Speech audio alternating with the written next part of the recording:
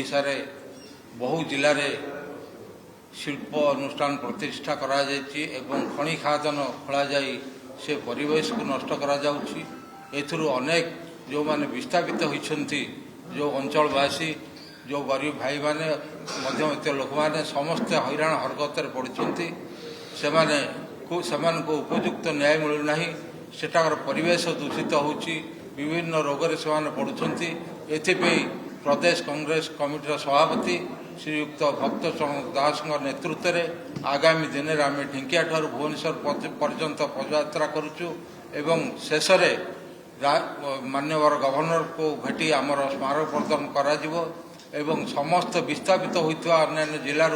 आसी से दिन ये एकत्रित हेबे को संपूर्ण रूपे आम कार्यक्रम को सफल करूँ। न्याय पथ यात्रा ये यात्रा हूँ डिस्प्लेस जो मैंने होती तांकर न्याय देवाई यात्रा आरंभ हो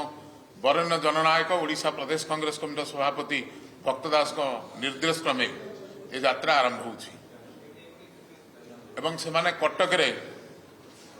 9 तारीख सुधा पहुंचे। कटक डिस्प्लेस अच्छी खुंटुणी एवं टांगी ब्लॉक रे विभिन्न शिल्प संस्था गढ़ी उठी जो माने घर हरई जागा हरई चाकरी कंपानी देना 10 थर 15 थर मु घेराव कलापर एपर्यंत 5-7 जन को मात्र देइचंती एवं सहस्र लोक अपेक्षा करिचंती कंपानी बड़ बड़ कंपानी सब आसी टांगी की एवं खुंटुणी की एवं आमे कटक जिले में ये जो आसुची पदयात्रा को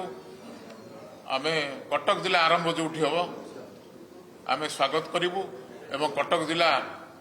जो सरिया पर्यंत आमे से लारी रहबू सहस्र हजार हजार लोक कटक जिले ये सभारे जोग देवे।